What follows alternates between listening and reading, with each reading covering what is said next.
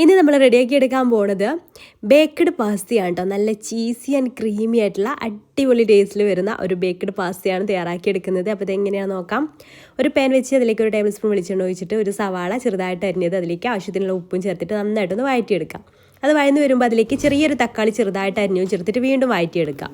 ഇതുപോലെ അടച്ചു വെച്ചിട്ട് വേവിച്ചെടുക്കാന്നുണ്ടെങ്കിൽ പെട്ടെന്ന് തന്നെ സോഫ്റ്റായി കിട്ടിക്കോളും. അപ്പോൾ തക്കാളിയൊക്കെ നന്നായിട്ട് സോഫ്റ്റായി വന്നതിന് ശേഷം 1 ടീസ്പൂൺ കാശ്മീരി മുളക് പൊടിയും 1/4 ടീസ്പൂൺ വീതം മല്ലിപ്പൊടിയും മഞ്ഞൾപ്പൊടിയും 1/2 ടീസ്പൂൺ പെപ്പർ പൗഡറും ചേർത്തിട്ട് നന്നായിട്ടൊന്ന് മിക്സ് ചെയ്തെടുക്കുക. അതിൻ്റെ പച്ചമണം മാറി വരുമ്പോൾ ഉപ്പും മഞ്ഞൾപ്പൊടിയും ചേർത്ത് വേവിച്ചെടുത്തുള്ള ചിക്കനും ചേർത്ത് നന്നായിട്ടൊന്ന് മിക്സ് ചെയ്തെടുത്ത ശേഷം 2 ടേബിൾ സ്പൂൺ ടൊമാറ്റോ കെച്ചപ്പും ചില്ലി സോസ് കയ്യിലുണ്ടെന്നുണ്ടെങ്കിൽ അതൊരു ടീസ്പൂണും ചേർത്ത് നന്നായിട്ട് മിക്സ് ചെയ്തെടുത്താൽ ചിക്കൻ്റെ ഫില്ലിങ് റെഡി. ഇനി 1 ടേബിൾ സ്പൂൺ ബട്ടർ പാനിലേക്ക് ഇട്ട് കൊടുക്കുക. അതിലേക്ക് 2 ടേബിൾ സ്പൂൺ മൈദയും ചേർത്തിട്ട് ഒന്ന് റോസ്റ്റ് ചെയ്തെടുക്കുക. അതിലേക്ക് 1 കപ്പ് പാല് കുറേശ്ശെ ചേർത്തിട്ട് നല്ല ക്രീമി ആക്കി എടുക്കുക. അതിലേക്ക് 2 നുള്ള ഉപ്പും 1/4 ടീസ്പൂൺ കുരുമുളക് പൊടിയും 1/4 ടീസ്പൂൺ ചില്ലി ഫ്ലേക്സും കുറച്ച് ഒറിഗാനോയും ചേർത്തിട്ട് മിക്സ് ചെയ്തിട്ട് നമ്മുടെ ഈ ഒരു വൈറ്റ് സോസും റെഡിയാക്കി മാറ്റി വെക്കാം.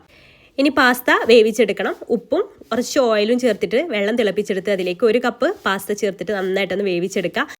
അത് വെള്ളം ഊറ്റി മാറ്റി വെച്ചതിന് ശേഷം നമുക്കിത് ഏതിലാണോ സെറ്റ് ചെയ്തെടുക്കുന്നത് അതിലേക്ക് ആദ്യം ക്രീം അപ്ലൈ ചെയ്ത് കൊടുക്കുക. അതിൻ്റെ മുകളിലായിട്ട് നമ്മുടെ പാസ്ത ചേർത്ത് കൊടുക്കുക. അതിൻ്റെ മുകളിൽ ചിക്കൻ ഫില്ലിങ്, പിന്നെയും ക്രീം, പിന്നെയും ചിക്കൻ ഫില്ലിങ്, അങ്ങനെ ലാസ്റ്റ് ലെയർ വരെ ക്രീം വെച്ച് കൊടുത്തതിന് ശേഷം മുകളിലായിട്ട് കുറച്ച് മൊസറല്ല ചീസും ചില്ലി ഫ്ലേക്സും ഒറിഗാനോയും സ്പ്രെഡ് ചെയ്ത ശേഷം പ്രീ ഹീറ്റ് ആക്കി എടുത്തുള്ള ഓവനിൽ ബേക്ക് ചെയ്തെടുക്കുക.